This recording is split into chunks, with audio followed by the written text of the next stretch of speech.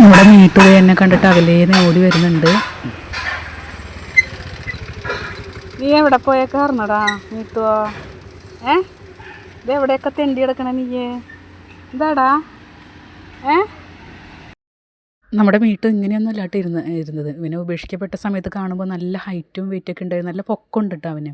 അപ്പോൾ അവന് ചോറൊന്നും കഴിക്കത്തില്ല. അവന് ഞാൻ പെഡിഗിരിയാണ് കൊടുക്കാറ് കൂടുതൽ. അപ്പോൾ ആ വശത്ത് നമുക്ക് ഭക്ഷണം കൊടുക്കാൻ പറ്റാത്തൊരു സാഹചര്യമാണ്.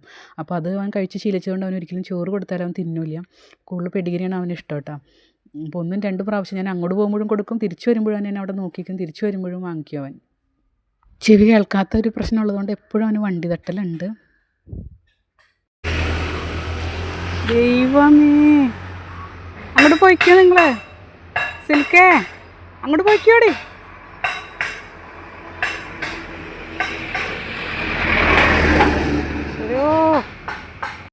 സിൽക്കേ, അങ്ങോട്ട് പോയേ നീ.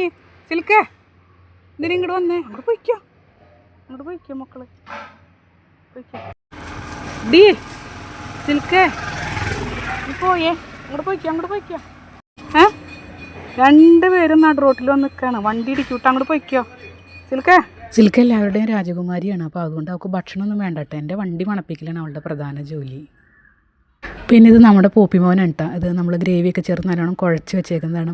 ചോറ് നല്ലപോലെ ഉണ്ട് കേട്ടോ. കുഴഞ്ഞിരിക്കുന്നത് കൊണ്ട് നമുക്ക് കുറവ് തോന്നുന്നതാണ്. കാരണം പലർക്കും വിഷമമാണ്, അവന് വിശപ്പ് മാറിയില്ല, അവൻ വീണ്ടും നോക്കിയെന്ന് കണ്ട. നല്ലപോലെ അവന് ഇതേ ചോറ് ഞാൻ കൊടുക്കുന്നുണ്ട്. ചോറ് കൊടുത്തതിന് ശേഷം പെഡിഗ്രി കൂടി കൊടുത്തിട്ട് പോരാറ്. പിന്നെ എന്താണെന്ന് വെച്ചാൽ അവർ കൂടുതലും പച്ചക്കറി ആയതുകൊണ്ടാണ്, അവന് വിറ്റാമിൻസിൻ്റെ ഒക്കെ കുറവുകൊണ്ടായിരിക്കാം. എന്നാലും ഞാൻ പരമാവധി നന്നായിട്ട് ഫീഡ് ചെയ്തിട്ട് പോരാറ്. ഇതിപ്പോൾ ഞാൻ അവനെ കണ്ടിട്ട് വരുന്ന വഴിയിൽ ഒരു വീട്ടിൽ കയറിയതാണ്. അപ്പം അവിടെ കണ്ട ഒരു കുഞ്ഞിപ്പൂച്ചേനെ കണ്ടു. നല്ല സുന്ദരിയായ ഒരു പൂച്ചയാണ് കേട്ടോ. മണിയൊക്കെ കെട്ടിക്കൊടുത്തിട്ടുണ്ട്. അപ്പം ഈ പരിസരത്ത് കണ്ട് കുറച്ച് കുഞ്ഞുങ്ങളുണ്ടെന്ന് പറഞ്ഞു. അപ്പോൾ അവരൊന്ന് കാണാൻ വേണ്ടിയിട്ടാണ്. അമ്മ ഡോഗ് ഉണ്ട്, പക്ഷേ ഈ കുഞ്ഞുങ്ങൾ ഏത് നിമിഷം റോട്ടിലേക്ക് ഇറങ്ങും. പിന്നെ ആ പരിസരത്തുള്ളവരൊക്കെ കൊണ്ടുപോയി കളയാൻ ഇരിക്കുവാണെന്നൊക്കെ അറിഞ്ഞപ്പോൾ ഞാൻ വന്നതാണ്. ഫോട്ടോസ് എടുത്ത് പരമാവധി മറ്റുള്ളവരിലേക്ക് എത്തിക്കാം എന്നുള്ളതല്ലാതെ നമുക്കൊന്നും ചെയ്യാൻ പറ്റാത്ത അവസ്ഥയാണ്. കാരണം പല സ്ഥലത്തും കുഞ്ഞുങ്ങളിങ്ങനെ ഉപേക്ഷിക്കപ്പെടുകയാണ്. വന്ധീകരണമല്ലാതെ ഇതിനകത്ത് ഒരു മാർഗ്ഗമില്ല. കാണുമ്പോൾ നമുക്ക് ദയനീയമാണ്. എന്നാലും എൻ്റെ കൺമുമ്പിൽ വരുന്നവരെല്ലാവരും പരമാവധി നമ്മൾ രക്ഷിക്കാൻ ശ്രമിച്ചിട്ടുണ്ട്. ഇപ്പോൾ ഇവരെ നമുക്ക് രക്ഷിക്കാൻ പറ്റുമെന്ന് വിചാരിക്കാം. പല സ്ഥലത്തേക്കും നമ്മൾ ഫോട്ടോസ് ഇട്ട് കൊടുത്തിട്ടുണ്ട്. അപ്പോൾ അതേ വാലില്ലാത്ത സുന്ദരി അവളെ എന്നെ കാത്തുനിൽക്കുകയായിരുന്നു. അവളുടെ വാലിൻ്റെ ഭാഗം നിങ്ങൾ കണ്ടിട്ടുണ്ടാവും. അവിടെ നിറച്ച് രോമൊക്കെ പോയി പഴുത്തേക്ക് ഇരിക്കുകയായിരുന്നു. ഞാൻ മരുന്നും ഭക്ഷണമൊക്കെ കൊടുത്തപ്പോൾ മാറി അവിടെയൊക്കെ രോമം വരുന്നുണ്ട് കേട്ടോ. അപ്പോൾ ഇവൾക്ക് എന്താ വെച്ചിട്ടുണ്ടെങ്കിൽ ഭക്ഷണമൊക്കെ കിട്ടുന്നുണ്ട്, എന്നാലും എൻ്റെ കയ്യിൽ നമുക്ക് ഒരു പിടി കിട്ടണം. ഡോറൊക്കെ നമ്മൾ പെഡിഗിരി കൊതിച്ചുകളാണ് ഇവരൊക്കെ.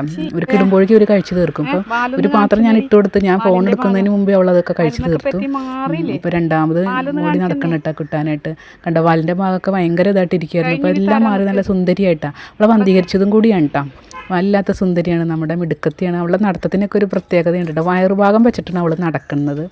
പിന്നെ അതേ നമ്മുടെ അപ്പുമോൻ്റെ കാട്ടിലായി ഞങ്ങൾ. അപ്പുമോന് സ്ഥിരം ഭക്ഷണം കൊടുത്തൊരു സ്ഥലം ഉണ്ടായിരുന്നു. അപ്പോൾ അവിടെ നമുക്ക് ഭയങ്കര എതിർപ്പൊക്കെ വന്നു. നമ്മളവിടെ നിന്ന് മാറ്റി ഇപ്പോൾ ഞാനൊരു കാടിൻ്റെ ഉള്ളിൽ കണ്ടുവച്ചേക്കായിരുന്നു. ആ കാടിൻ്റെ ഉള്ളിലാണ് കൊണ്ടുപോയി ഭക്ഷണം കൊടുക്കുന്നത്. അവിടെ ചിലരൊക്കെ അവിടെ വരെയും അവിടെ ഭക്ഷണം കൊടുക്കുന്നതിൽ അവർ എതിർപ്പ് പ്രകടിപ്പിച്ചു. അവിടെ കൊടുക്കാൻ പറ്റില്ല എന്നൊക്കെ പറഞ്ഞു. എനിക്ക് വല്ലാത്തൊരു സങ്കടം വിഷമമൊക്കെ ആയി. പിന്നെ തോന്നി പിന്നീട് ഒരു സ്ഥലം ഞാൻ ഇതായിട്ട് കണ്ടെത്തിയതാണ്. പിന്നെ അതേ നമ്മുടെ കറുത്ത സുന്ദരി, അവൾക്ക് ഇപ്പോൾ മരുന്ന് കൊടുക്കേണ്ട സമയം കഴിഞ്ഞു, വീണ്ടും കൂടി തുടങ്ങി. നമുക്ക് സ്കിൻ പ്രോബ്ലം പൂർണ്ണമായിട്ട് മാറത്തില്ല. അവർ കുറച്ച് മരുന്ന് കഴിച്ച് കഴിഞ്ഞാൽ വീണ്ടും അത് കുറച്ചും കൂടി വീണ്ടും വരും, പിന്നെ മരുന്ന് കൊടുക്കും. അങ്ങനെ നിർത്താനേ പറ്റത്തുള്ളൂ. ജനറ്റിക്കലി കിട്ടുന്നതാണ് അതൊക്കെ. അപ്പം അതിനുശേഷം നമ്മുടെ ഡോറമോൾക്ക് ഇത്തിരി ഫുഡൊക്കെ കിട്ടുന്നുണ്ട് കേട്ടോ. അപ്പോൾ ഡോറയുടെ കൂട്ടുകാരൻ്റെ അവിടെ വന്ന് നിൽക്കണം. അപ്പോൾ അവൾക്ക് എന്തായാലും എൻ്റെ കയ്യിൽ നിന്ന് ഒരു പിടി കിട്ടണം. അതിന് ശേഷം നമ്മുടെ ജൂലിപ്പെൺകുടിയുടെ അടുത്ത്, ജൂലിപ്പെൺകുടി ഇപ്പോൾ 2-3 ദിവസമായിട്ട് വരാറില്ലായിരുന്നു. അപ്പോൾ എന്നെ കാണാൻ വന്നതാണ് കേട്ടോ.